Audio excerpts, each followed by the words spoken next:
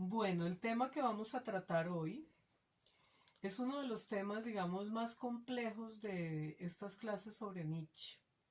Tiene que ver con el eterno retorno de la diferencia, con el superhombre, con el punto focal y precisamente con la transmutación de los valores y lo que hemos llamado la construcción del superhombre.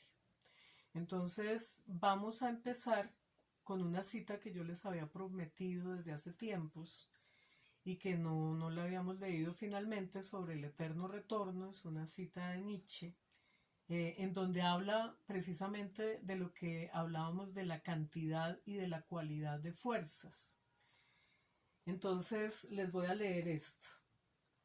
Dice Nietzsche al formular su doctrina del eterno retorno: el mundo de las fuerzas no sufre merma alguna, pues de lo contrario, en un tiempo infinito, estas fuerzas hubieran ido disminuyendo hasta consumirse del todo.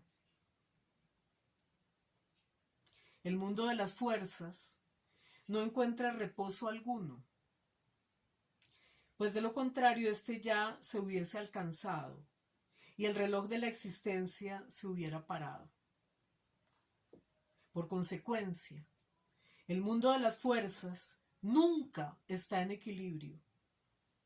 No tiene un momento de descanso. La cantidad de fuerza y de movimiento son siempre iguales en todo tiempo. Pero el tiempo en que esta fuerza se desarrolla es infinito. Es decir, esta fuerza es eternamente igual y eternamente activa. Hasta este momento ha transcurrido ya un infinito. Esto es, ya se han verificado todos los posibles desarrollos de dicha fuerza. Por consiguiente, también todos los desarrollos momentáneos deben ser repeticiones. Así pues, lo que esta fuerza produce y de lo que ella nace, y así sucesivamente, hacia adelante y hacia atrás. Todo ha sido ya infinito número de veces, en cuanto el conjunto de todas las fuerzas reproduce sus evoluciones. Ahora bien, prescindiendo de esto, no podemos determinar si se ha producido algo igual. Parece ser que el conjunto de las fuerzas, hasta en las cosas más pequeñas, forma siempre nuevas cualidades. De suerte que no puede haber nunca dos combinaciones de fuerzas exactamente iguales. Siempre es una repetición de la diferencia, como decíamos. ¿Podrá haber en un sistema de fuerzas dos cosas, por ejemplo, dos hojas iguales? Se pregunta Nietzsche, y eso ya era una pregunta de Leibniz. Y contesta Nietzsche: lo dudo. Habría que suponer que habrían tenido un origen exactamente igual, y al mismo tiempo tendríamos que suponer que desde toda eternidad habría habido algo igual, a pesar de todas las variaciones de conjunto y de la creación de nuevas cualidades, suposición inadmisible, ¿no? Entonces, cada vez, digamos, las fuerzas se mantienen a nivel cuantitativo iguales. Siempre vamos a tener fuerzas activas, vamos a tener fuerzas reactivas, y se va a dar una combinatoria, sea de, por ejemplo, de alianza de dos fuerzas activas, se va a producir una cualidad.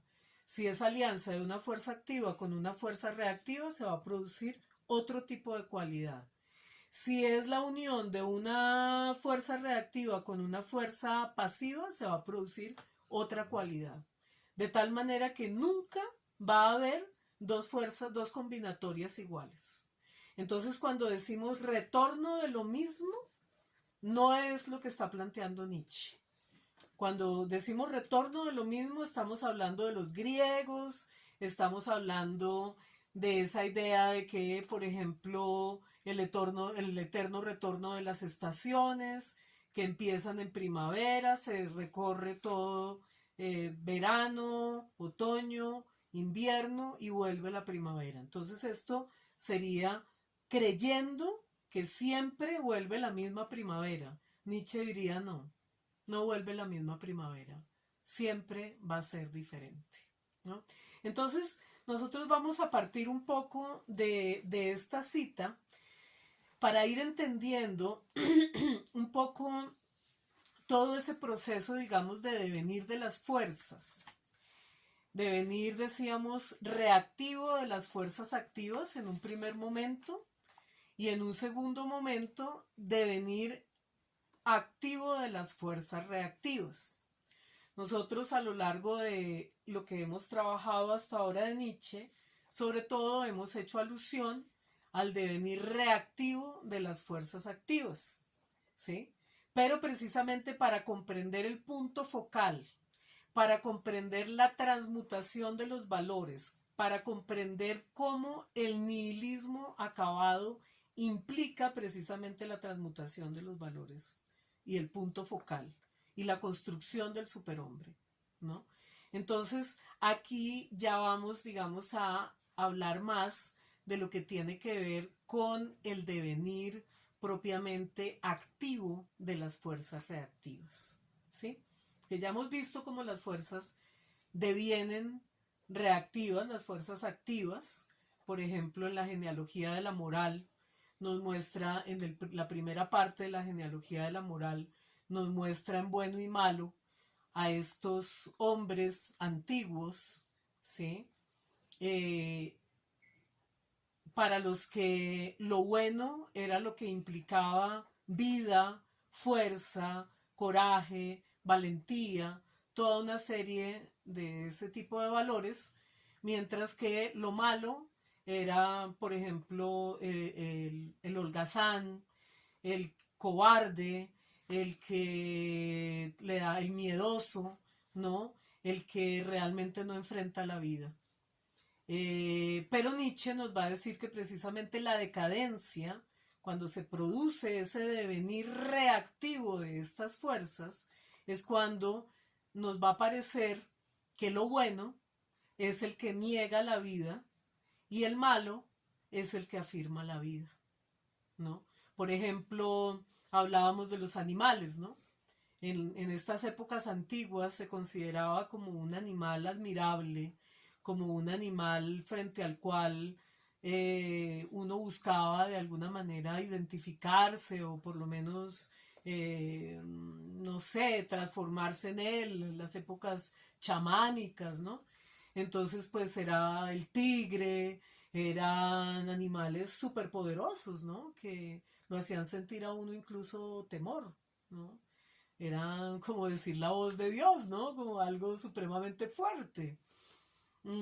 Entonces, esos eran para los antiguos los animales buenos, los animales, digamos, con dignidad, o por ejemplo un alacrán. Un alacrán es un animal que, que dentro de los insectos podemos decir que se diferencia radicalmente de la cucaracha, ¿sí? O sea, la cucaracha ve que la están persiguiendo y ella sale corriendo y se esconde o sale, sí, se va. Eh, y de esa manera como que triunfan las fuerzas reactivas en ella, ¿no? Pero es que el alacrán no, el alacrán cuando siente que lo van a atacar, él inmediatamente se viene con su lanza a atacar al que lo va a atacar, por más de que sea un ser humano mucho más grande. Sin embargo, el alacrán siempre va a tener dignidad, ¿no? Siempre va a tener una actitud soberana, ¿no? Dominante, por más de que lo vayan a matar. Y si le hacen el círculo de fuego que generalmente le hacen, ¿qué hace el alacrán? Se da muerte, ¿no? Él mismo se clava su propia ponzoña y se mata, ¿no? En cambio la cucaracha no hace nada de eso, ¿no? Entonces ahí podemos, digamos, un poco mirar, ¿no? Un animal, digamos, fuerte en ese sentido de lo que podía ser lo bueno, y un animal débil en el sentido resentido, en el sentido reactivo, que podría ser la cucaracha, que sale corriendo y ella lo que busca es sobre todo la conservación, pero no tiene ninguna dignidad, ¿no? Igual pasa con muchos animales, la gallina tampoco es que tenga mucha dignidad, ¿no? En cambio, por ejemplo, hay aves que uno dice son admirables, ¿no? Que tienen como fuerzas activas, como que son dominantes, ¿no? Entonces, un poco Nietzsche se va dando cuenta que en la decadencia misma de lo humano, empezamos a adorar lo que antes de alguna manera considerábamos vulgar, como por ejemplo las ovejas, ¿no? Entonces, el cristianismo, por ejemplo, ya en su decadencia, pues va a considerar que los mejores animales, los animales buenos, son los animales débiles, son los animales que de alguna manera van al sacrificio contentos, ¿no? Mientras que los otros animales los van a considerar unos animales supremamente malos, ¿no? Que incluso pues una de las acusaciones más fuertes que se hace a los romanos en la época del primer cristianismo era que o sea, tiraban a los cristianos junto con leones, con animales de estos que los romanos consideraban animales potentes, ¿no? Y que los cristianos los consideraban aterradores, monstruosos, y los cristianos siempre andaban era con su ovejita y ellos mismos se sentían ovejita y ellos tenían que poner el otro cachetico para que les volvieran a pegar, etcétera. Entonces empieza, digamos, a empoderarse, yo diría, de las fuerzas humanas, esa condición de la reactividad. Entonces es algo que Nietzsche nos va a decir en este, digamos, en toda su obra, y Deleuze lo retoma en eh, esta última parte de Nietzsche y la filosofía, el superhombre contra la dialéctica, que es lo que vamos a trabajar también. Y allí él lo que nos muestra precisamente con relación al hombre es que pareciera que el hombre estuviera dirigido siempre a afirmar más su reactividad, ¿no? Es como si fuera algo inherente, se pregunta el mismo Nietzsche, se pregunta el mismo Deleuze, si será algo inherente en el hombre que siempre prime la conservación y la idea digamos, pues de sobrevivencia, más que la idea de creación, más que la idea de apropiarse del mundo. Nietzsche plantea eso, ¿no? Como la gran pregunta. ¿Será que el hombre es esencialmente reactivo? ¿No? Entonces, precisamente también en esta parte de Nietzsche y la filosofía, vamos a encontrar a través de Deleuze, de lo que Deleuze encuentra en Nietzsche, mejor dicho, vamos a encontrar una respuesta que es bien interesante porque nos va a mostrar precisamente el recorrido de lo que llamamos el nihilismo.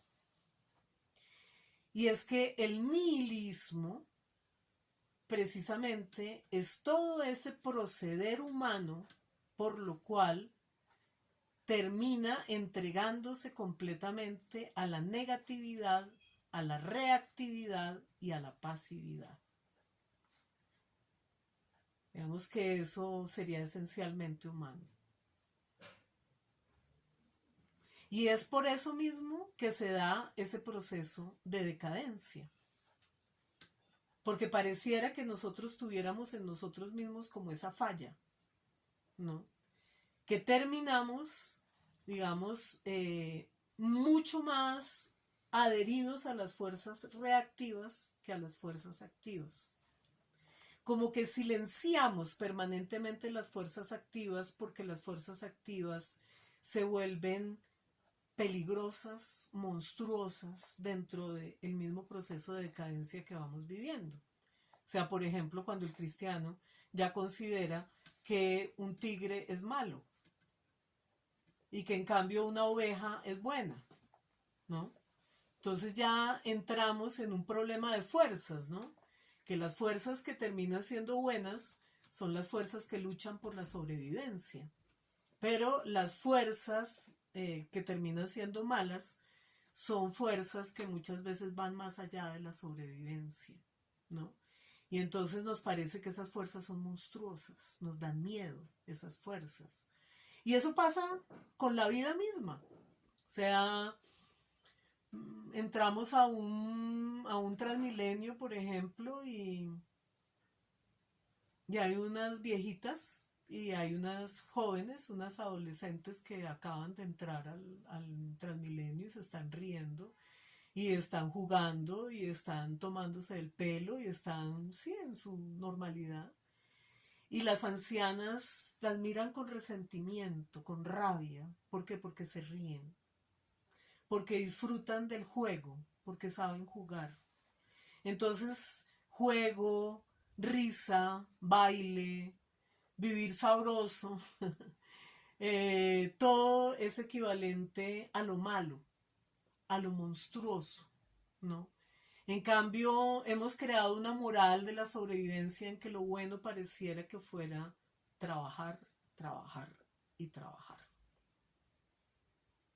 Pero no pasarla bueno, no vivir sabroso, no, no buscar, digamos, un modo de existencia que corresponda con una búsqueda de libertad, por ejemplo, sino que lo que nos van enseñando desde siempre, desde que nacemos, es que nos va a tocar prepararnos porque la vida es muy difícil, porque toca sostenernos, porque nos toca trabajar, porque el trabajo también se plantea como una cosa, digamos, negativa, pero que toca hacer, porque si no, entonces no podemos vivir. Entonces como que nos empiezan a llenar de deberes, ¿no? Como que empezamos a vivir del mismo proceso que vive el camello, ¿no? Nos empiezan a llenar de fardos, ¿no? De pesos. Y eso es lo bueno, si nos dejamos llenar de todos esos pesos es que estamos bien. Pero si, por ejemplo, nos resistimos a eso y nos volvemos tigre, ya entramos en la maldad, ¿no? Entonces, esto todo porque precisamente hay una tendencia esencial del hombre a buscar precisamente esas fuerzas reactivas, ¿no? Pero Nietzsche va a decir algo también en algunas partes de los fragmentos póstumos, en el Exe Homo, eh, algo que es muy interesante. Y es que él va a decir que el hombre o la mujer tienen una fuerza superior, por más de que la tengan muy escondida, ahí la tienen.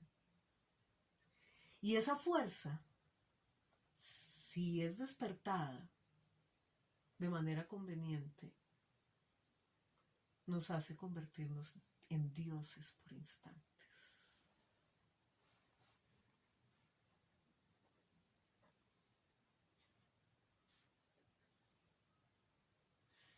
Porque nos convertimos en creadores. Y él va a decir que Dionisos, precisamente, por eso él va a considerarse el discípulo del maestro Dionisos. Y a Dionisos muchas veces nos lo va a señalar como las fuerzas activas, como esas fuerzas creativas, esas fuerzas divinas. Pero también Dionisos, de alguna manera, él va a decir que cuando es buscado por los hombres, por ejemplo en los misterios dionisíacos, como que les pega un empujoncito. Y es como con ese empujoncito que podemos llamar la danza, el teatro, el juego de las múltiples máscaras, las plantas embriagantes. Todo esto produce un empujoncito que, decía Nietzsche, hace que el hombre en instantes llegue a conocer las fuerzas activas en todo su esplendor.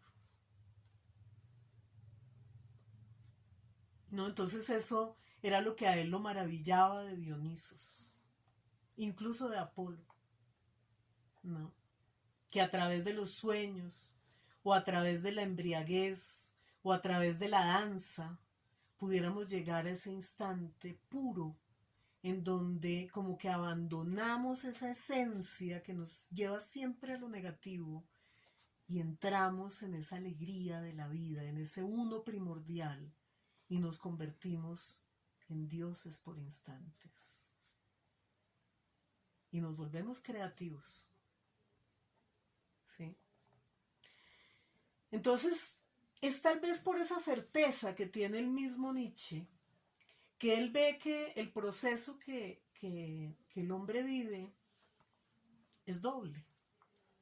En el sentido de que por un lado ha tenido que despertar toda digamos, la reactividad tal vez para sobrevivir como especie durante un buen tiempo, porque de otra forma, pues, es decir, la pulsión de conservación tuvo que ser muy fuerte porque el hombre como animal es supremamente débil.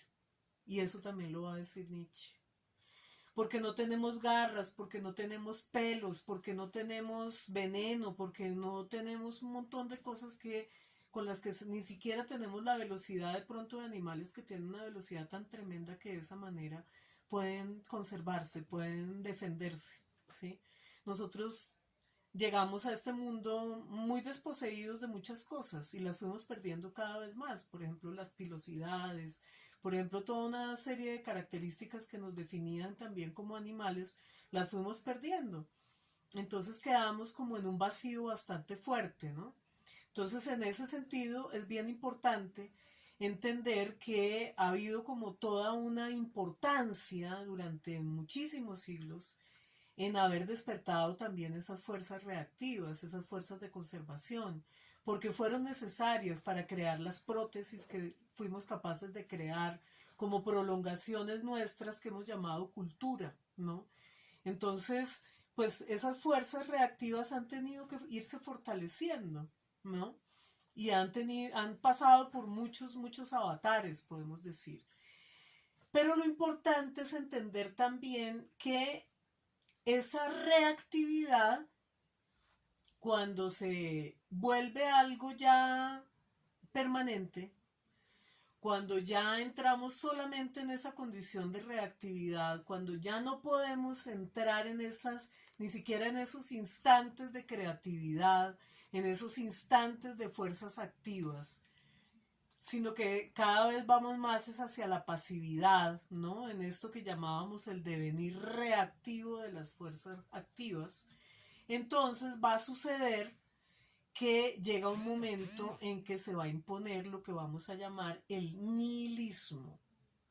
El nihilismo como el valor de la nada, cómo se va a ir imponiendo, ¿no? Ese nihilismo como valor de la nada. Cómo la vida misma va a ser entonces depreciada. Como cuando las muchachas se ríen y las señoras las critican porque se ríen. O porque tienen un poder de coquetear, ¿sí? Tienen un poder de seducir, tienen un cuerpo, tienen una risa, tienen una vida, ¿no? Eso es visto con resentimiento. A veces uno, por ejemplo, me ha pasado que iba en un transporte público y de pronto intermunicipal, iba a otro pueblo y entonces de pronto iba ahí al lado mío una muchacha con el novio y estaban ahí felices. Y de pronto la llamaba el papá, ¿no? Y ella contestaba el celular y era muy chistoso. La muchacha le decía que estaba en Bogotá, le decía un montón de cosas que no estaban pasando, ¿no? Y le contaba que además había un problema gravísimo porque una amiga, yo no sé qué le pasaba y que entonces que ella esa noche tenía que irse a quedar con la amiga. Y entonces esto era pues el crujir de dientes porque ya era como que la amiga tenía a la mamá que estaba muy enferma, problemas de muerte, ¿sí me entienden? Toda una cantidad de cosas para poder afirmar la vida un ratico con el novio. Entonces tenía que inventarse toda esa historia de la amiga, tenía que inventarse que estaba en Bogotá, en una situación bastante catastrófica, cuando en realidad estaba lo más de sabrosa, pero no se podía aceptar esa sabrosura, porque lo importante, por ejemplo, para poder quedar bien, por ejemplo, en este caso con el papá, era decir mentiras. Y decir que en vez de decir estoy feliz acá con mi novio, tenía que decir un montón de mentiras, decir que estaba muy mal para que el papá la aceptara, ¿no? Entonces tiene que ver con eso el nihilismo, ¿no? Que a uno le toca negar lo que le da alegría, lo que le da vida, y le toca afirmar más bien todo lo que le da tristeza, ¿sí? En términos espinosistas, ¿no? Él decía, la alegría es lo que nos lleva, digamos, a una potencia de vida, mientras que la tristeza es lo que nos hace sentir que perdimos esa potencia de vida, ¿no? Entonces pareciera que en el mundo, tal y como lo vivimos hoy en día, un mundo totalmente nihilista, nos toca comportarnos de una manera. O sea, yo no puedo llamar, por ejemplo, a mi jefe a decirle, oye, es que no voy a dar clase hoy porque es que tengo otra cosa más importante que hacer, entonces me voy de rumba. No puedo hacerlo, ¿sí? Porque inmediatamente me echan del trabajo, pero si yo llamo y digo, miren, es que me estoy muriendo, es que no sé qué me está pasando, entonces desde la negatividad es que nosotros nos terminamos entendiendo. Eso es algo muy extraño, pero es muy humano, ¿no? Creo que todos lo hemos vivido. Entonces, eso es lo que ha producido precisamente todo ese devenir reactivo de las fuerzas activas, ¿sí? Y nos hemos ido quedando cada vez en una depreciación mayor de la vida, ¿no? Entonces, por un lado podemos decir, se creía en otro mundo, ¿no? Era lo que en un principio se dio con esa depreciación de la vida. Se decía, no, la tierra es espantosa, la tierra pues solo nos da tormentos, dolores, muerte, putrefacción, etcétera. Pero por allá en otros planetas o en otros sitios debe haber una mejor vida. Entonces se negaba este mundo de acá, esta tierra de donde nosotros somos, para afirmar otros mundos posibles, ¿no? Entonces esa, digamos, fue el principio de esa decadencia y el principio del triunfo de las fuerzas reactivas. Fue entonces ya no creer, por ejemplo, en los dioses de la tierra, en los dioses del subsuelo, por ejemplo, en los serpientes como diosas de la fecundidad, o en el dios jaguar, no creer en eso, sino creer más bien en dioses abstractos que están por allá en las alturas. En la época griega pues era en el Olimpo que estaban, después llegamos al cristianismo y entonces hablamos del cielo, ¿no? Y entonces se supone que Dios está en el cielo y Cristo también y el Espíritu Santo. Bueno, yo no sé en dónde es que están cada uno porque pues como son tres en un solo Dios, pues es ya un principio de esquizofrenia que se le pierde un poco, pero bueno, en fin, de todas maneras se supone que hay tres y que están como en el cielo. Pero eso implica alturas, es decir, no están en la tierra para nada. Lo cierto es que la tierra se rechaza, se cree en otro mundo, mmm, y en ese otro mundo está Dios, está la verdad, está el bien, están los justos, como decía Sócrates cuando se iba a tomar la cicuta, que él estaba muy contento porque pues se iba a donde estaban los justos y pues él no quería quedarse más en esta tierra. Incluso pues le preocupaba mucho que el cuerpo cogiera mal olor y tuviera que molestar a las señoras con su putrefacción. Entonces por eso él mismo pide que lo dejen bañarse a él para no darle ese mal gusto, digamos, a estas señoras que les tocaba como enfrentar su cuerpo muerto, ¿no?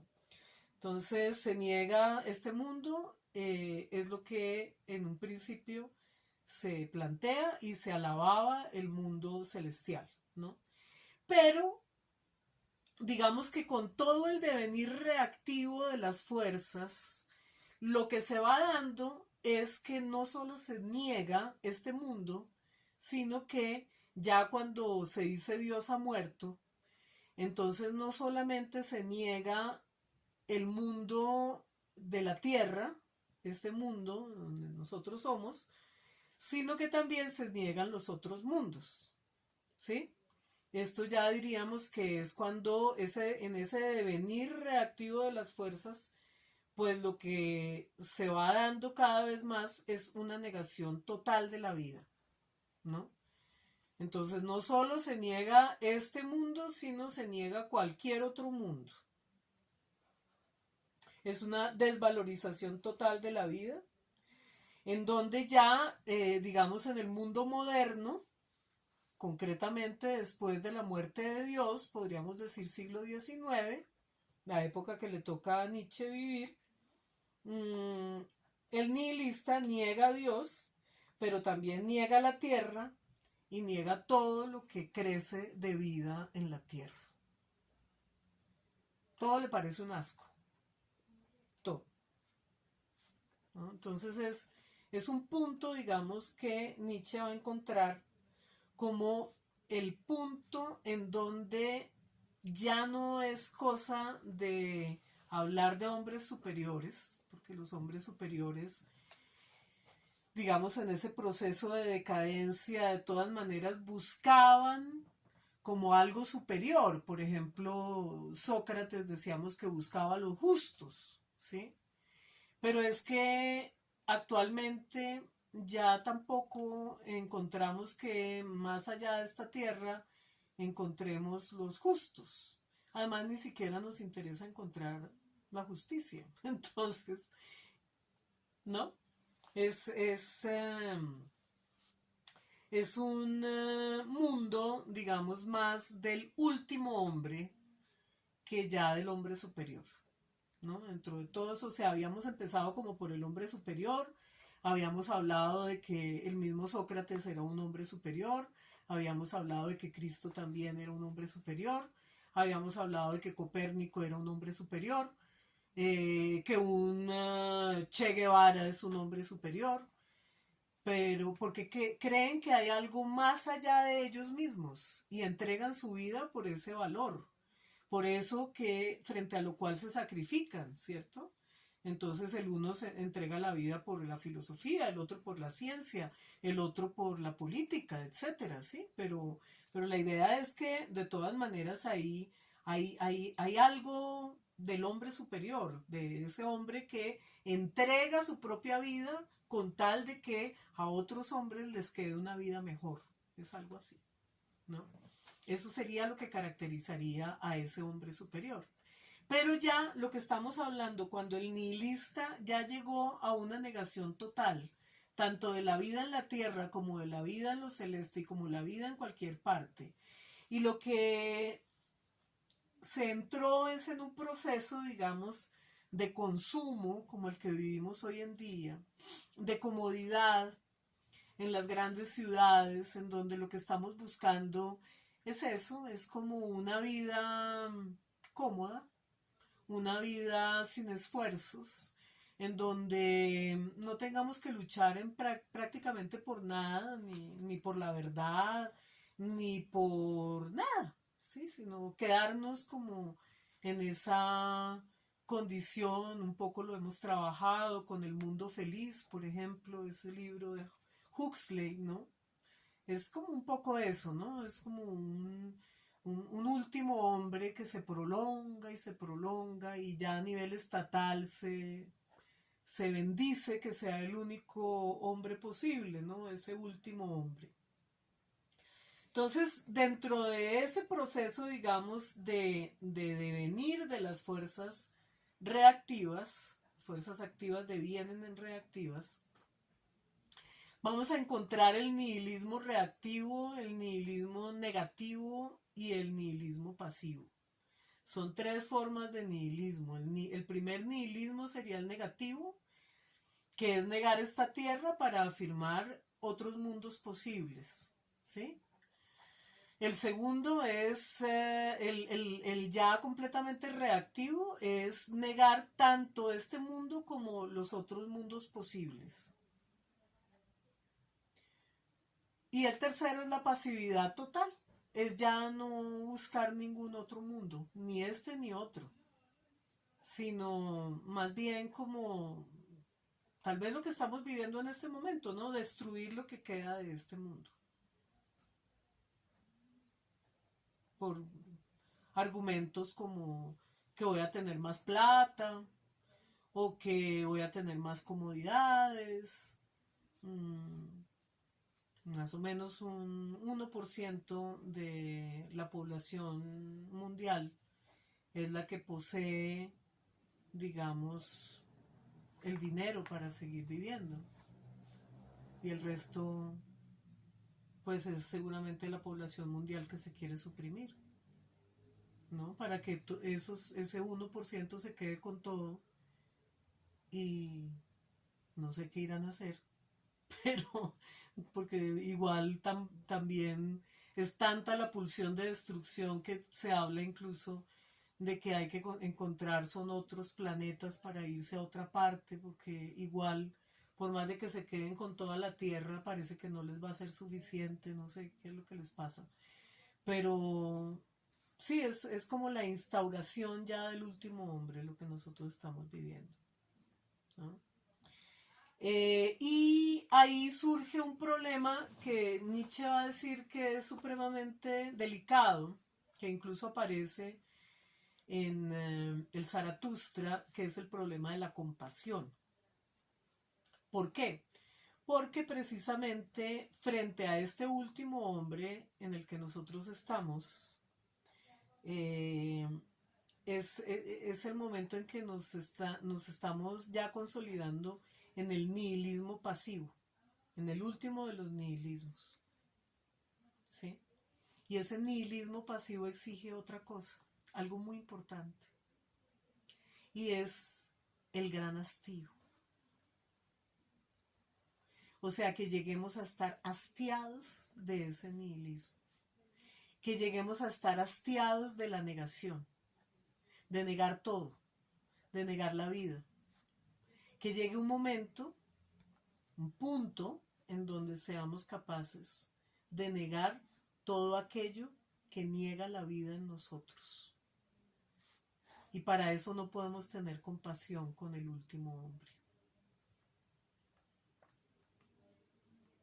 Ay, pobrecito, que es que todavía no se ha dado cuenta, pero entonces, ¿cómo hacemos para ayudarlo? No, al último hombre hay que ayudarlo es a que se autodestruya. Pero la autodestrucción tiene que ser activa. No estamos hablando de suicidio. La autodestrucción tiene que ser precisamente llegar a ese punto focal en donde nos veamos obligados a transmutar nuestros valores.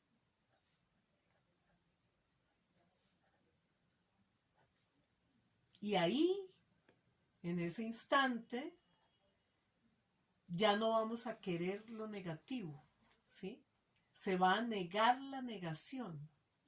Y ustedes saben que negativo más negativo da afirmación. Entonces es como un instante de selección, dice Nietzsche, punto focal, en donde vamos a negar todo lo que niega la vida en nosotros y en el mundo. Y para eso precisamente no podemos seguir con la compasión. Por eso la compasión es tan nefasta. Porque ante el último hombre no se puede sentir compasión. ¿Sí? ¿Queda eso claro? Bueno, entonces yo lo que quisiera entonces que tengamos muy claro es que desde esa experiencia con el punto focal, que nos va a conducir a negar la negación de la vida y a afirmar la afirmación, vamos a entrar en otro devenir. Ya no son las fuerzas activas las que devienen reactivas, sino que son las fuerzas reactivas las que se niegan a ellas mismas y empiezan a transmutarse en fuerzas afirmativas. Entonces ese es el segundo, digamos, devenir. No es solo un devenir de lo activo a lo reactivo, sino también de lo reactivo a lo activo nuevamente. Porque acuérdense, las fuerzas activas no han muerto, no han desaparecido. Ellas están en nosotros, lo que pasa es que necesitan un empujoncito para salir adelante, como decía Nietzsche, que era Dioniso mismo, el que nos pegaba el empujón con lo dionisíaco.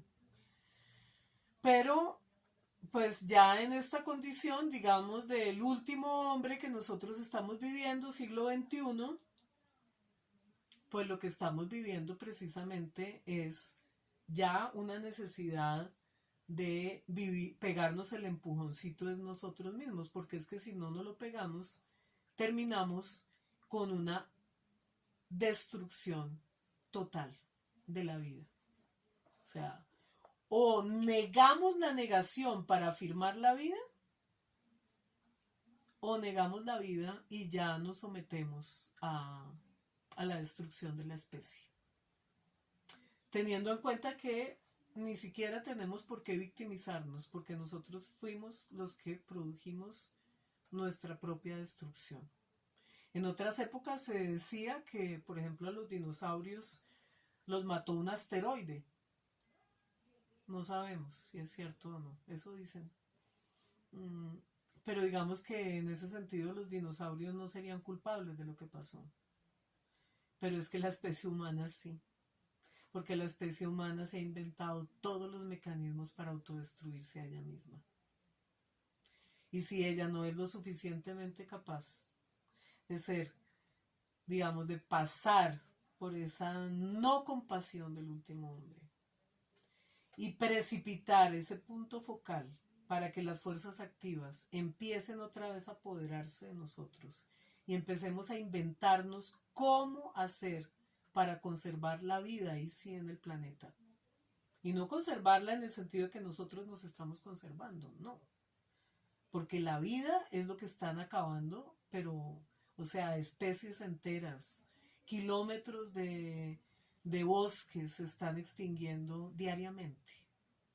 Entonces, solamente si vivimos ese punto focal y si empezamos a afirmar la vida por encima de la compasión, por encima de ese último hombre que no quiere morir, porque además, como dice Nietzsche, es como un pulgón, ¿sí? Nadie lo mata, no se deja matar, es como que se mantiene ahí en su,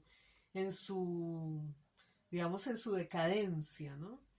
Entonces, precisamente es necesario que haya, digamos, personas o personajes como el Zaratustra que anuncien a ese superhombre, a ese ser que tiene que ser construido más allá del mismo hombre, ¿sí? Y que tiene que ser construido por los mismos hombres, ¿no? Pero precisamente destruyendo todo lo que hay de negativo en nosotros mismos y volviendo a afirmar la vida.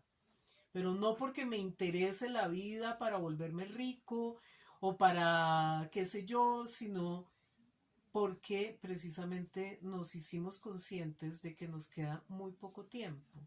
O sea, creo que tenemos como 30 años nomás como especie para seguir sobreviviendo en el planeta. Si siguen pasando las cosas que están pasando, si seguimos con esas guerras que producen todo ese recalentamiento global, pues seguramente no alcanzamos ni a los 30, ¿no? Nosotros tenemos que ver eso. No es una cosa por allá de que quién sabe cuándo va a ser, no. Es que nos concierne a todos, ¿sí? Sobre todo ustedes jóvenes, ¿no? Entonces es muy importante, esto es un llamado casi de vida o muerte, la transmutación de los valores. No es simplemente una frasecita bonita, es la necesidad precisamente de que construyamos cada uno en nosotros mismos ese superhombre, ese superhombre que precisamente sea capaz de extinguir lo negativo que hay en él mismo para poder sacar la afirmación de la vida y en ese sentido poder ayudar a la Tierra a que no continúe ese proceso de recalentamiento que nos va a destruir como especie. Seguramente otros animales no van a ser destruidos, nosotros sí. ¿Sí? Entonces, o le damos cabida al superhombre o aceptamos el exterminio de la especie humana, ¿no? O entramos en una, podríamos decir, en una autodestrucción activa, que consistiría en buscar ese punto focal y precipitar la transmutación de los valores, transmutarnos, de tal manera que no volvamos a afirmar la negación. Solo de esa manera, tal vez tenemos el chance de sobrevivir como especie. Si no, lo que se da es la destrucción pasiva. ¿Sí? Seguimos con el último hombre cada vez más fortalecido. Hay últimos hombres que no quieren vivir y que les da mucha rabia, mucho resentimiento que los otros sí quieran vivir. Incluso porque como niegan tanto la vida, hay personas que han llegado a unos puntos de depresión tan fuertes que no les importa espichar un botón para acabar con todo el planeta. Hasta ahí hemos llegado. Hasta ahí ha llegado el antropocentrismo. Y es precisamente a través de esa, digamos, no compasión hacia ese antropocentrismo que vamos a poder seguramente salvar la vida. Pero si continuamos en esta autodestrucción, en esta actitud depredadora con respecto a la naturaleza, no hay caso. Si vamos conducidos a una destrucción masiva de la vida. Y, como les digo, sobre todo de esta especie. Puede que vengan otras especies que serán las que triunfarán acá en la Tierra, como lo decía Nietzsche en Las Intempestivas, ¿sí? Y los moscos se alegrarán porque tendrán harto que comer. Y a nadie le va a importar, porque además hemos sido demasiado nefastos con el resto de la naturaleza. A nosotros no nos quieren. No sé si ustedes se dieron cuenta, en la época del COVID empezaron a salir una cantidad de animales que estaban escondidos, precisamente porque no nos quieren ver, porque no quieren estar con nosotros. Y nosotros somos tan bobos que decíamos que eran animales que ya se habían extinguido. Y resulta que estaban escondidos porque no nos quieren ver, porque les damos miedo. Cualquier animal. O sea, somos tan terriblemente destructivos que cualquier animal, por fuerte que pueda ser, nos tiene miedo. Las serpientes nos tienen miedo. Los jaguares nos tienen miedo. Todos los animales nos tienen miedo. Tal vez las garrapatas no. Tal vez los insectos no. Y tal vez por eso son los que van a quedar acá. No, si nosotros no hacemos ese trabajo de transmutación de los valores, si no pasamos por ese punto focal y no somos capaces de crear el superhombre en nosotros mismos, ¿no? Entonces, ese era un poco como el primer punto que quería que tratáramos